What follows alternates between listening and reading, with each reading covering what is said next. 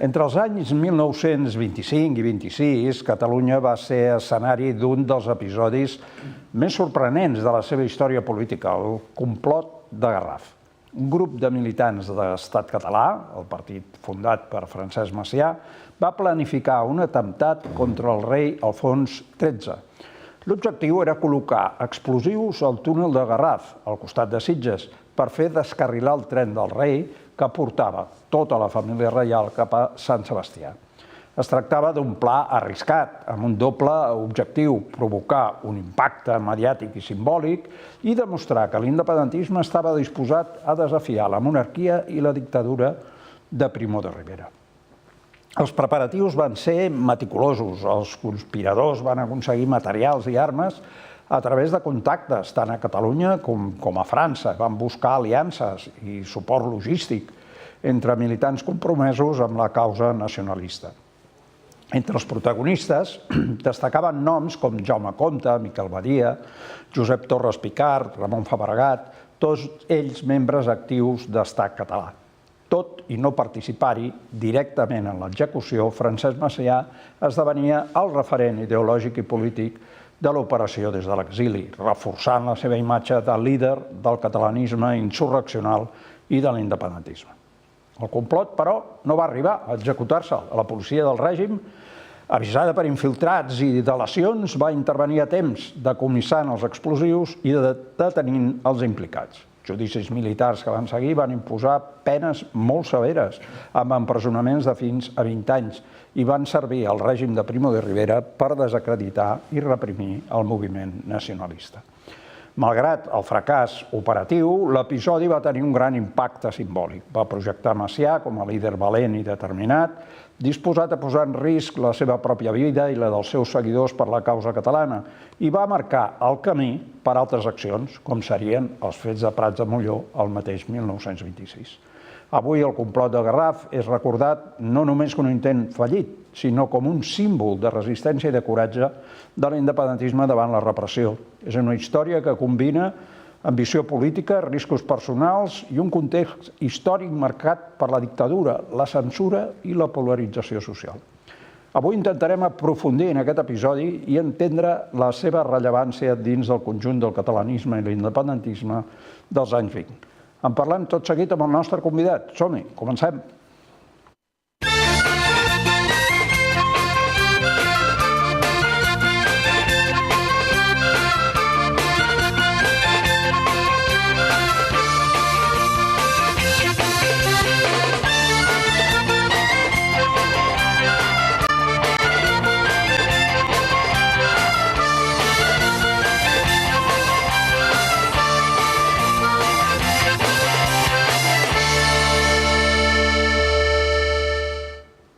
Benvingudes i benvinguts a un nou programa d'Avui una resposta, 14a temporada.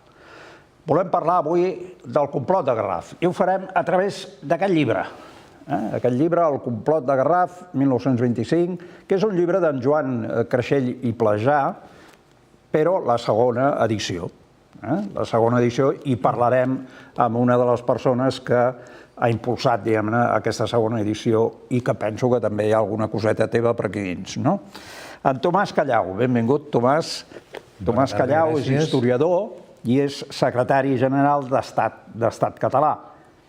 I volem parlar, doncs, a través del llibre, però parlarem del complot de Garraf. Com és que sorgeix la idea, cal dir que és el centenari, es compleixen 100 anys, i llavors surt la idea de fer una segona edició? Sí, hi ha una idea per part d'alguns historiadors d'aprofitar per fer una reedició pels 100 anys que tu comentaves, però també pel fet que aquest llibre, per als historiadors, va ser un llibre de referència, perquè està molt ben treballat. El Joan Creixell era una persona que, a més de que era un periodista, no era un historiador, era un periodista, doncs era un periodista d'investigació. Era un periodista que mirava d'estirar el fil i mirar quines eren les causes, el context, veure una mica com és la història realment, no? I tot i que no era historiador, doncs li interessava molt. Li interessava molt la bibliografia. Té molts llibres molt ben treballats i és una referència encara avui per a molts historiadors. I van pensar que, primera, el llibre, històricament, o sigui, per als historiadors, és un llibre de referència i calia tornar-lo a reeditar, i per l'altra, aprofitant el centenari d'aquests fets de complot del Garraf, que moltes vegades han estat una mica desconeguts o mal interpretats o mal treballats. En canvi, nosaltres el que vam fer va ser actualitzar-lo.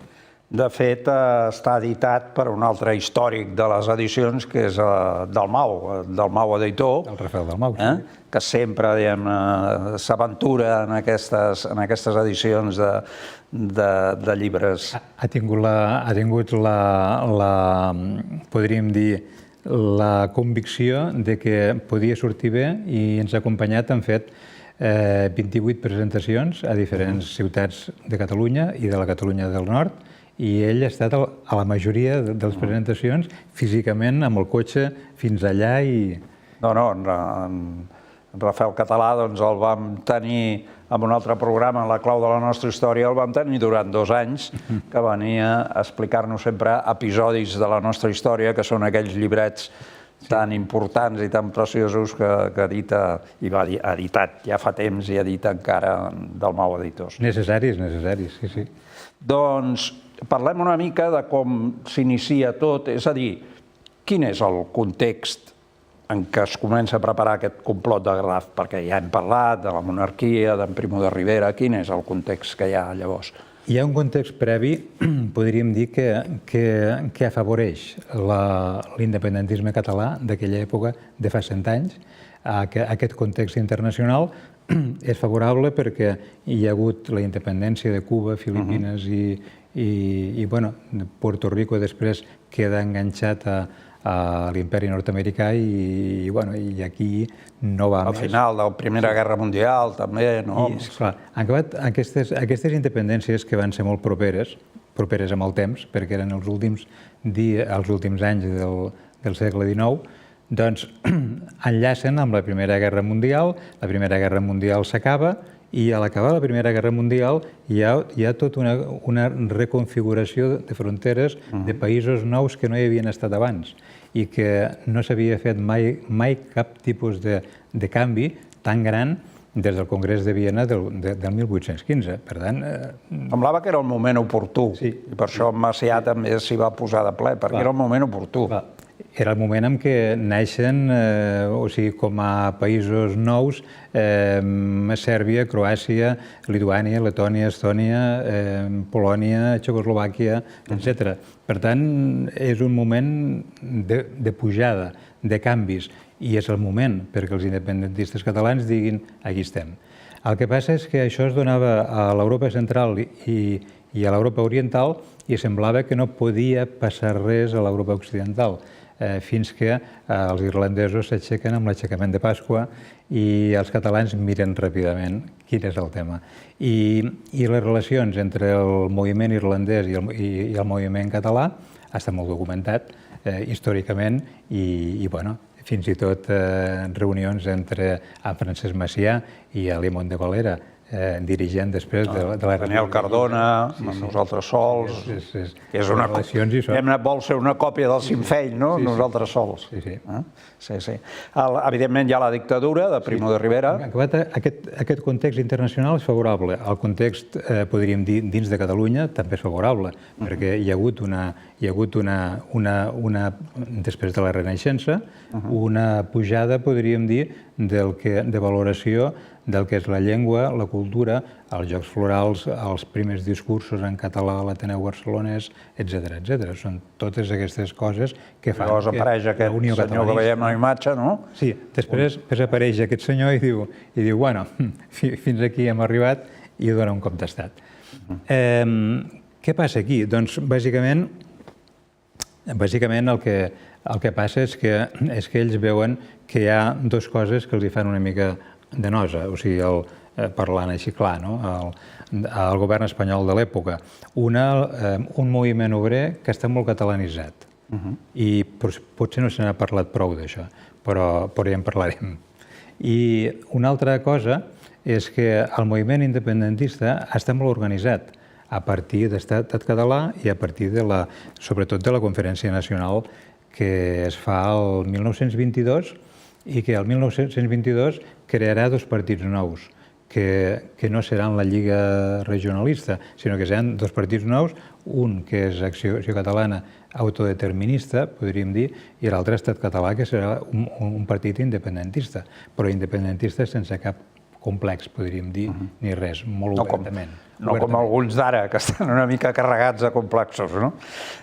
Com veieu, estem parlant de fa 100 anys, o sigui, pels que pensen que l'independentisme és una cosa que va aparèixer amb el procés, doncs no, estem parlant de 100 anys. Sí, és molt llarg. I encara potser podríem anar una mica més lluny. Aquí tenim una imatge també d'un grup, que és aquest, el grup Bandera Negra, no?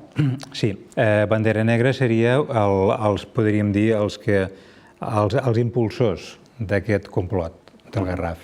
Per què? Doncs bàsicament perquè són joves que van a les manifestacions, que són els que reben els cops, que en aquell moment pensem que a partir del 1901 les diades nacionals de Catalunya, 11 de setembre, doncs són reprimides durament per part de la Guàrdia Civil, per part de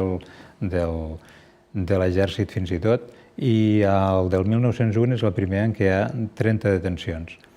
30 detencions de joves, a més dels apallissats, etc.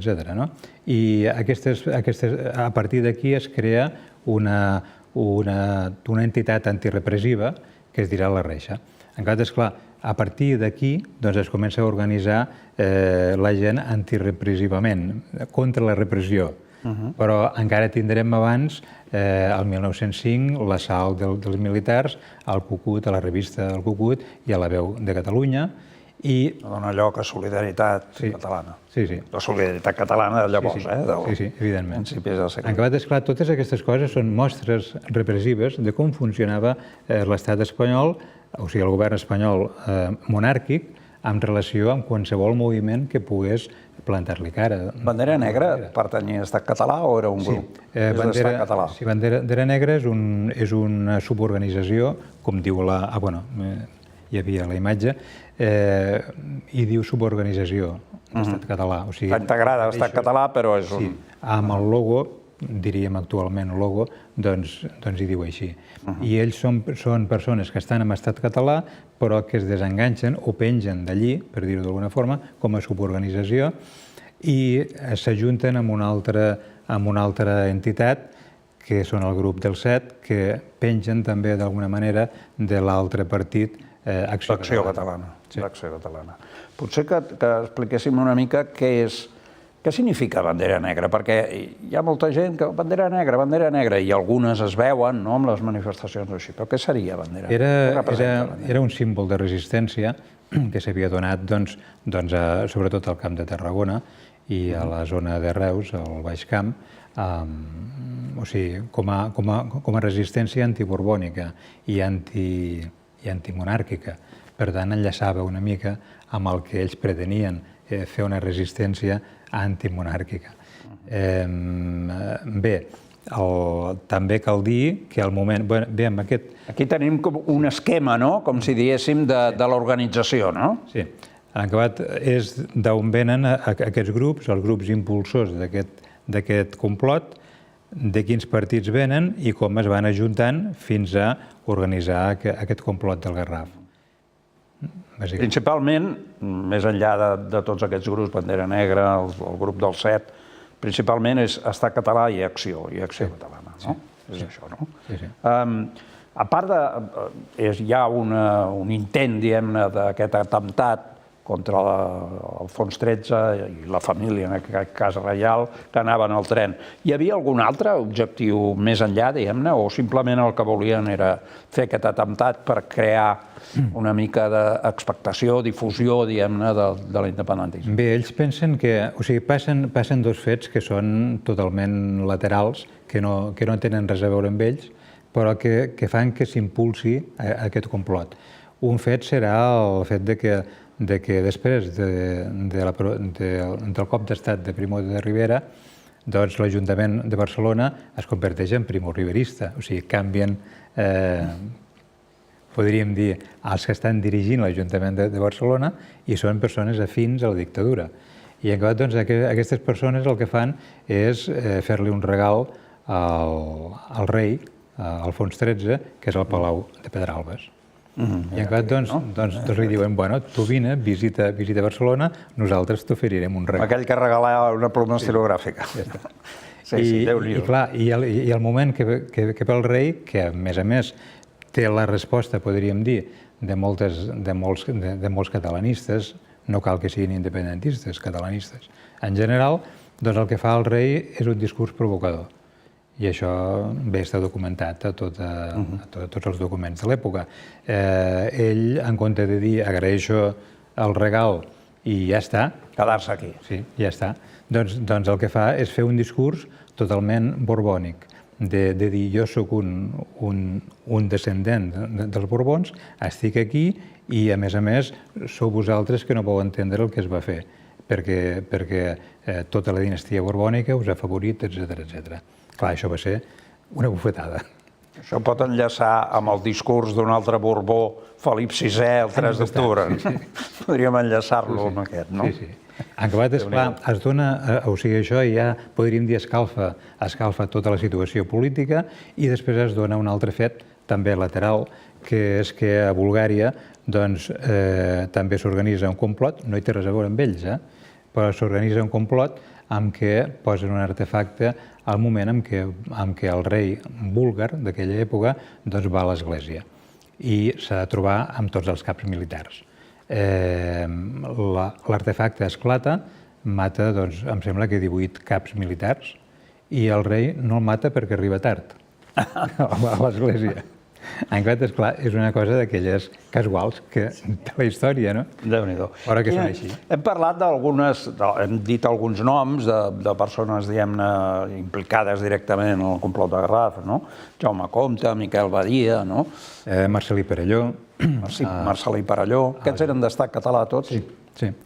Marcel·lí Perelló, per exemple, després serà, una vegada, l'empresonen, passa el judici, després el condemnen a cadena perpètua i quan és amnistiat, després es convertirà en director del Diari de Barcelona i després serà secretari general d'Estat català.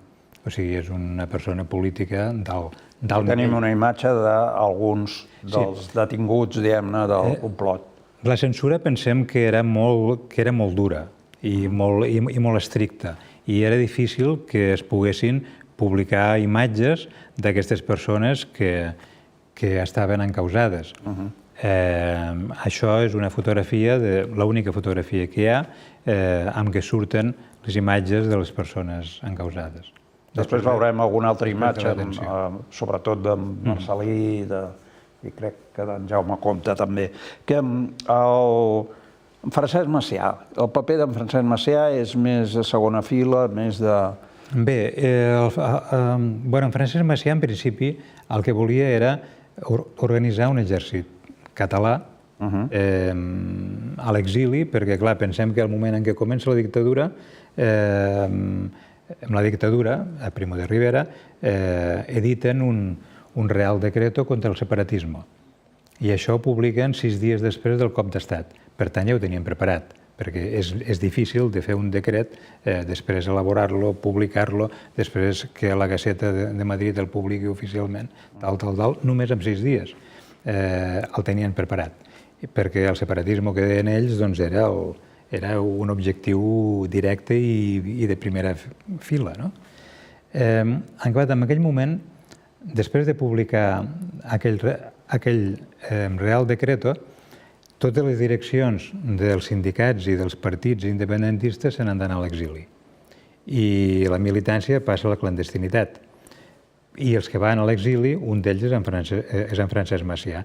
Francesc Macià arriba a Perpinyà, les autoritats espanyoles envien policies i els diuen al govern francès que l'apartin el més possible de Perpinyà perquè allò és la frontera i no volen tenir problemes. I després en Francesc Macià continuarà a exili a París. Per tant, s'allunyarà. Però, entre tant que s'allunya, ell està un temps allà, i a la Catalunya del Nord. I en quant, durant aquell temps, ell encara pensa que pot organitzar un exèrcit i entrar a la Catalunya del Sud, per dir-ho d'alguna forma, des de la Catalunya del Nord. Que és quan ho intenta l'any següent amb el complot, un altre complot de Prats, o en aquest cas el Prats de Molló, que també acaba sortint malament. I també per delacions, crec, tant un com l'altre. Sí. Amb aquest primer, amb el del complot del Garraf, ell pensa que és massa prematur, que és massa aviat, que no li dona temps de fer-ho bé. I en acabat, en Francesc Macià, per això s'entén que està una mica en segona fila de dir, bueno, vale, perquè són militants, però no és el moment. O sigui, està una mica així. Després, doncs bé, passarà, quan el complot de Garraf hi haurà les detencions, doncs aquestes persones seran encausades, tindran condemnes i passaran a penals. I a penals bastant durs, podríem dir, amb una certa incomunicació. Aquí tenim unes altres fotografies. Sí. Aquí ja veiem una mica més... Aquests són el Deogràcia Civit, el Garania Barrera, el Miquel Badia, alguns dels encausats que abans parlàvem. El Deogràcia Civit, per exemple, és un personatge molt interessant. De fet, ho són tots, personatges interessants, perquè no eren joves que anaven a la babalà, sinó que eren joves que tenien una formació que després, en les seves vides, cadascun va anar fent moltes coses. El Deogràcia Civit, per exemple, és un escultor importantíssim d'aquella època, que actualment encara hi ha un bust seu al Parlament de Catalunya i que va ser una de les persones que va treure moltes obres del MNAC al moment de la guerra perquè no estessin afectades pels diferents bombardejos que va haver-hi sobre Barcelona durant la guerra.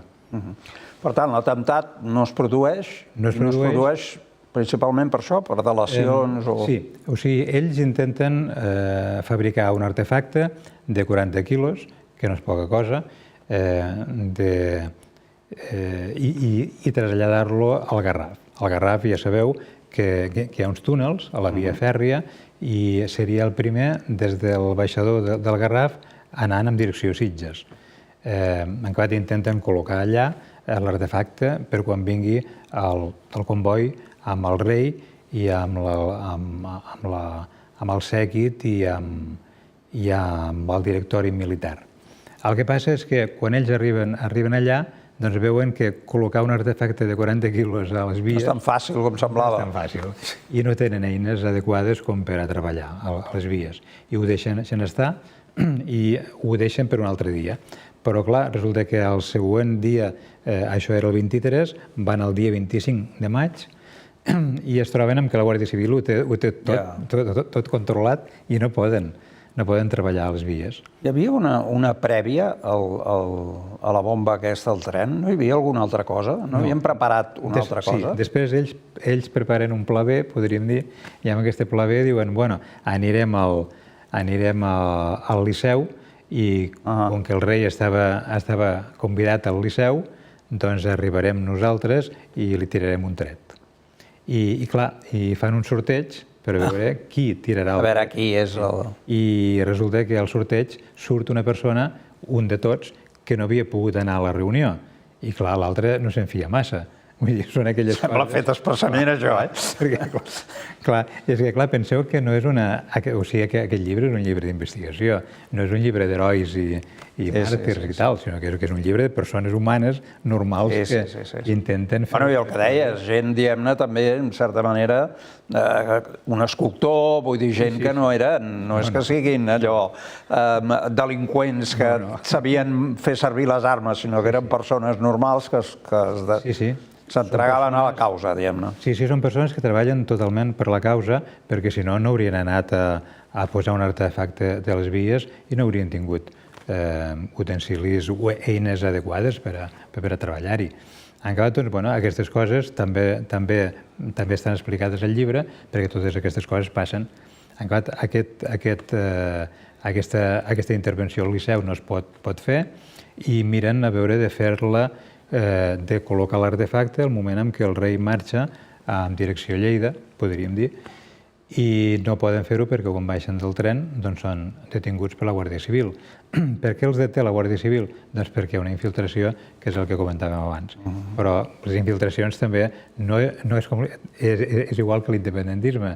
És una cosa de fa cents d'anys i ara continuen. Els infiltrats també fan. I ara continuen. Llavors detenen, hi ha unes detencions en massa i consells de guerra, no? Abans ha sortit una imatge, potser la podem tornar a posar, una imatge que és del judici, no? Del judici que es va fer amb alguns, que seria aquest, no? Sí, aquesta és de les poques fotos que es van fer, i jo diria que és l'única que té documentada l'Arxiu Nacional de Catalunya, i bé, en aquell moment el judici no era obert, sinó que era a porta tancada, i evidentment doncs només hi havia els periodistes acreditats per la dictadura i els fotògrafs, doncs un i acreditat per la dictadura. Per tant, no tenim imatges. En canvi, sí que va haver-hi bastants dibuixos d'un dibuixant important d'aquella època, per exemple, que es deia Opisso, i en acabat, doncs, l'Opisso va fer tots els dibuixos, podríem dir, que ara tenim i podem... Està molt ben representat per això. Sí. Està molt ben representat. I llavors hi ha condemnes, les condemnes són fortes. Hi ha alguna condemna a mort? No. No arriba a ser. O sigui, el fiscal demana pena de mort, però no surt a la sentència, i la sentència és que el Jaume Comte té cadena perpètua, el Marcelí Perelló té cadena perpètua, el Jaume Julià té cadena perpètua, el Josep Garriga també cadena perpètua, després el Deograci Civit, que és el que havíem dit, l'escultor, 12 anys i un dia, el Miquel Badia, 12 anys i un dia, i el Francesc Ferrer, 12 anys i un dia. En acabat amb aquestes condemnes, el que fan és posar-los a presons que eren de molta seguretat, Ocaña, el Dueso, etc., i bastant aïllats i bastant llunyans per a tenir un allunyament que les famílies poguessin tenir dificultats. Aquesta és l'estratègia que habitualment s'ha fet servir, allunyar les famílies dels empresonats. Durant el llibre també ho explica, hi ha alguna fotografia d'una fuga, de la model, perquè al principi tenim algunes fotografies, algunes de les mateixes que hem vist aquí, i després hi ha això, la fuga de la presó model, i ho explica una miqueta, no? Què passa aquí? Doncs bé, el Jaume Comte és una persona que veu que allò serà molt llarg, la cadena perpètua, imagina't. I encara mira, diu, bueno, ara que estem aquí, que encara estem a la Model, que encara no ens han portat al Dueso o a Ocaña o allà on sigui, doncs intentem de fugir d'aquí, que tenim infraestructura i podem marxar. I encara el que fan és contactar amb altres tres presoners. Hi ha presos també de la CNT. La CNT també cal dir que en aquella època tenia una militància molt catalanista.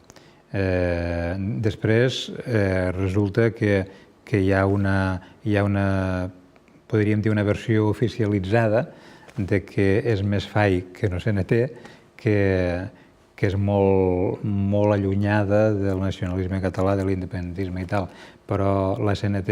De fet, l'anarquisme català té una bona base de gent catalana, no? És una base forta, és una base que, a més, aquí a Catalunya té molta militància i que, així com la UGT va tenir molta força, doncs a Astúries, a Madrid, a Castella, etc., la CNT va tenir molta força aquí.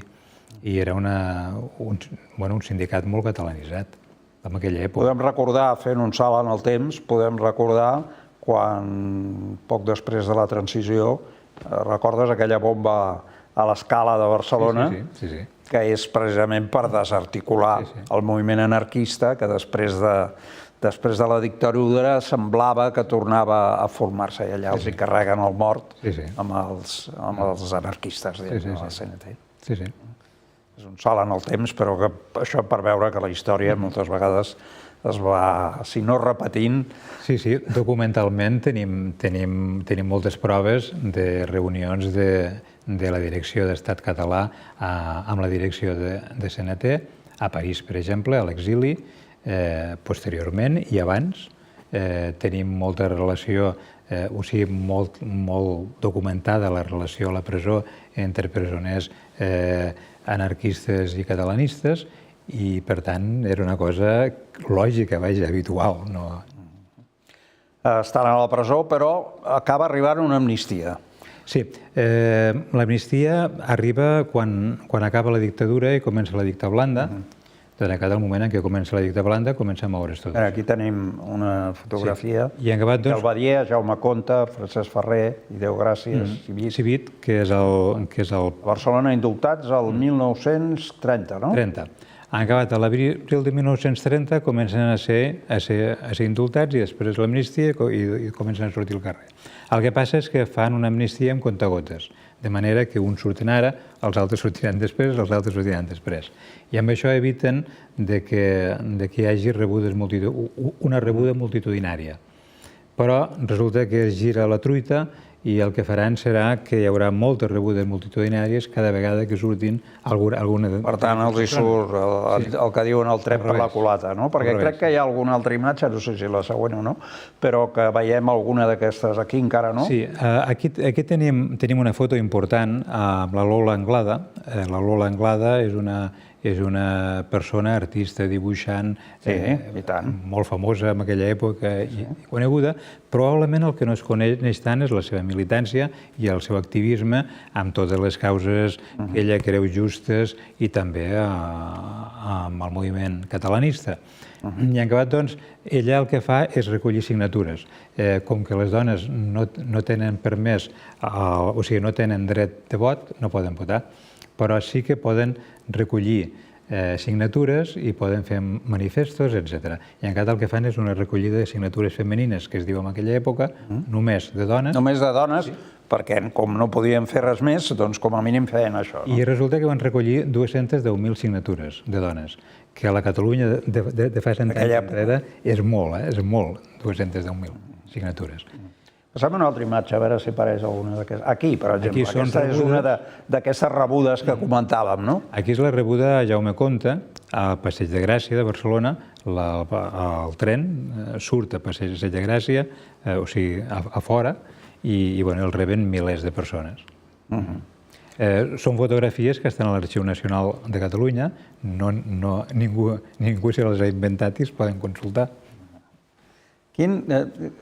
Quin impacte, aquest atemptat, quin impacte polític i social va tenir dintre de la Catalunya de l'època? A la Catalunya de l'època va tenir molt de suport per part de milers de persones. I es van fer manifestacions, es van fer mostres de solidaritat moltes, i també càrregues policials i també morts. I, per exemple, hi ha un cas que us el dic, és un de molts, que va ser a Vic, on va haver una manifestació de suport multitudinària, va haver càrregues policials, va haver-hi morts, i l'endemà es van fer els funerals pels morts. I un d'aquests funerals van anar, segons la premsa de l'època, 10.000 persones. La premsa, que probablement eren més. Han acabat 10.000 persones en un funeral, eren moltes persones també a la Catalunya. I també situats a l'any en què estava. I al Vic de l'època, que no era el Vic actual. I avui 10.000 ja serien moltes també, però llavors encara... Encara les mostres de solidaritat en podríem dir un munt, perquè van ser constants. Recollida de signatures, recollida de diners per les famílies dels empresonats, o sigui, moltes coses. I això, clar, va ser com un esglaó més per a que en Francesc Macià i les persones que estaven a l'exili doncs diguéssim, bueno, ens hem d'accelerar tots aquests terminis que teníem per a poder fer alguna cosa. I en acabat, doncs, d'aquí el viatge a Moscou, que es donarà a l'octubre d'aquell any, i que el que pretenia era recollir suports de la Comintern a Moscou i que els hi donessin suport dels revolucionaris catalans. Què passa? Doncs que es van trobar allà amb què hi havia un congrés al desembre d'aquell any i que a aquest congrés hi havia dues línies, podríem dir. i en acabat guanya, o sigui, la del Zinoviev era la línia propera amb el catalanisme, perquè deien, bueno, han fet una revolució russa, però hem de fer un suport a altres revolucions que es puguin donar, que es puguin donar a Europa. I després l'altre sector era el de Bukharin, que el Bukharin deia no, revolució en un sol país i s'ha de reconstruir, industrialitzar i tal. I en canvi, doncs, aquest congrés els va matar amb el sentit... No acabem de tenir aquell punt de sort que necessitem. Va faltar sort. Aquesta no sé si és la mateixa rebuda o és una altra. No, una altra. Aquesta rebuda és el Deograci Civit i també és multitudinària a Barcelona, o sigui, va arribar el Jaume Comte, després va arribar el Deograci Civit, després va arribar el Garriga, o sigui, cadascun que arribava eren recepcions multitudinàries. Multiplicades, no? Multiplicades. De l'altra manera n'haurien tingut una només i en van tenir moltes més. Parlem de Jaume Comte. Jaume Comte és un personatge molt important dins de l'independentisme català. Recordem que mor, no? Mor el 6 d'octubre de 1974, no? El CATSI, un sindicat independentista a les Rambles de Barcelona. El CATSI, no? Sí, el CATSI. I, bueno, ell intenta defensar el sindicat davant de l'exèrcit espanyol, que intentarà tirar amb l'artilleria i prendre el sindicat. I, bueno, i mor amb aquests fets. És curiós, que dos fets, diguem-ne, que de fet són un fracàs, com és el complot de Garraf i el fet de Prats de Molló, de fet tots dos són un fracàs, però que en realitat rellancen molt el moviment independentista catalanista. Sobretot, fan d'icona amb un partit, en aquest cas, que ha estat català, amb uns dirigents, en aquest cas, doncs, el Francesc Macià, el Ventura Gassol, el Carner Ribalta, etc., fan que aquests personatges siguin coneguts i que els altres personatges que han estat a la presó, que eren personatges secundaris, doncs també siguin importants. Per això el Marcel·lí Perelló arriba a director del Diari de Barcelona. De fet, es donen a conèixer més i després, el moment en què hi haurà el plantejament de fer un front d'esquerres, que després serà Esquerra Republicana, clar, el líder que hi ha és Francesc Macià, perquè és el que ha fet tots aquests intents fallits, però tots aquests intents, i és el que més o menys les altres persones se'n refien d'ell, perquè diuen és un home constant, és un home que ha fet tot el que ha pogut, si no ha sortit, no ha sortit, però ha fet tot el que ha pogut, i està pensant en el país, no en el partit o en el tal, està pensant en el país. I valent i decidit per fer el que calgui. De fet, potser el judici del complot de Garraf va estar més amagat, però en canvi el judici de Prats de Molló, com que es fa a França, té una repercussió internacional molt gran. Sí, d'aquí poc traurem un altre llibre que també serà sobre la repercussió del complot, o sigui, també hi haurà la repercussió del complot de Prats de Molló i el ressò a la premsa europea va ser molt gran. I va ser un judici polític, perquè ells van acceptar que ells el que volien fer era entrar amb persones armades a Catalunya, des de la Catalunya del Nord, i declarar la independència de Catalunya. O sigui, ells no van dir al judici nosaltres no volíem fer, però a veure si la pena era més menor o no, sinó que van dir nosaltres acceptem això i ho fem per això i per això. Van optar pel judici polític. Sí. Saltant una altra vegada en el temps, cosa que no van fer els nostres, diguem-ne, polítics amb els fets del 2017, perquè van optar per un judici. Encara la majoria de gent no entenem per què, perquè sabíem que la sentència gairebé estava ja feta i signada, per tant, era una mica el moment de poder fer també un judici polític. I per tant, dir, sí, ho hem fet, i ho hem fet per això, per això, no? Clar, després d'aquest judici polític, doncs Francesc Macià i tots els dirigents d'Estat català sortiran reforçats i aniran al viatge a l'Amèrica, aniran a l'Uruguai, a l'Argentina, a Cuba, a Nova York, i seran rebuts multitudinàriament. Perquè, clar, resulta que han fet un judici polític i la gent entén perquè ho han fet.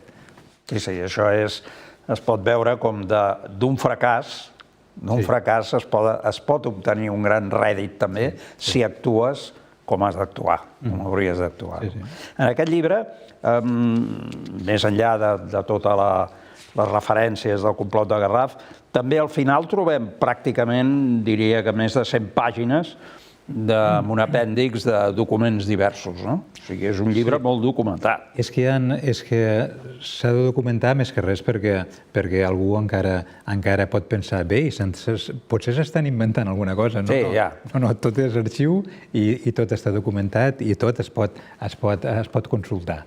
I a més hem afegit algunes coses que no estaven, alguns documents que no estaven a la primera edició, perquè hi ha documents que són molt interessants, com ara un de detinguts. O sigui, detenen els complotats, el complot del Garraf, i després fan una ràtzia arreu. General, arreu. I les causes per les detencions són de lo més estrambòtic, podríem dir, perquè hi ha alguns dels detinguts que el que li troben a casa és una fotografia de l'Àngel Guimerà. I amb això ja en tenen prou. A alguns altres casos hi posa a la fitxa policial supuesto catalanista. Ja n'hi ha prou. I són a vegades un treballador de no sé què, un sindicalista de no sé quantos, que no hi té res a veure directament amb bandera negra. Amb molts paral·lelismes amb la història actual, també. Et troben, segons que et troben, ja et tenen enganxat per allò, simplement. Realment s'aprofita aquest complot de Garraf, la dictadura ho aprofita llavors per fer una repressió important contra no només l'independentisme, sinó contra el catalanisme. Sí, a la dictadura li va molt bé perquè en aquell moment l'any anterior havia estat a punt de publicar-se l'informe Picasso, que era del militar Juan Picasso, que posava en dubte la intervenció colonial al Marroc, al nord d'Àfrica, i que bé, la monarquia i la dictadura pensaven que havien de reforçar la presència colonial espanyola a l'Àfrica, perquè havien perdut les colònies americanes, doncs l'imperi s'havia de continuar la imatge d'imperi i per tant s'havia de reforçar la presència al nord d'Àfrica. Aquí hi ha tota una sèrie de coses mal ficades, podríem dir. Hi ha molts morts, molts soldats morts a la zona del Rif, hi ha el desastre d'Anual i encara hi ha tot un informe militar que posa en qüestió alguns caps militars i fins i tot la dictadura i la monarquia.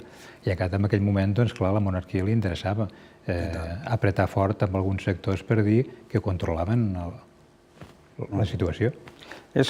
També em sembla curiós, al final de tot hi ha un glossari amb els malnoms i noms de guerra, més que res curiós, perquè vas veient aquí, no sé, Ventura Gasol, Abel, era el seu...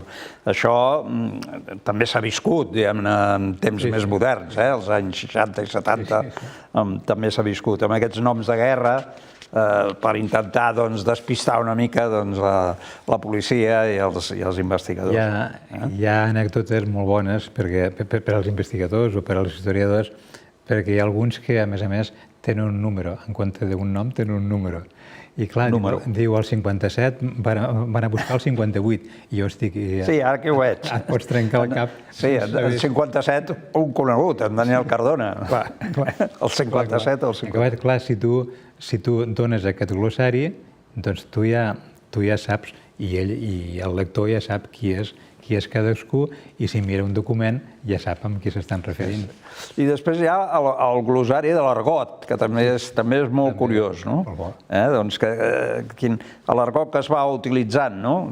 Si diuen direcció, doncs és el directori secret d'Estat Català a l'interior. I diu, vegeu també gerència, o sigui, direcció... Sí, la gerència. O sigui, és que hi ha documents que, clar, si tu no saps l'argot, doncs et despisten, perquè et diu i demà aniré a la gerència. O instruments. Sí. Demà aniré a buscar els instruments, que són les armes. Vull dir, o sigui, esclar, és molt curiós això, vull dir, com no... El personal, els escamots d'Estat Català, les pipes, aquest és més conegut, pipes, pistoles, ara ja és més conegut, és que em veig alguns que em fan gràcia. Quesitos, que és el butlletí d'Estat Català, edició a París.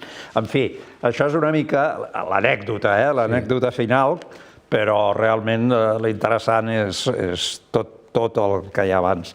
Quina creus que és la importància d'aquesta nova edició d'aquest llibre ara, en aquests moments?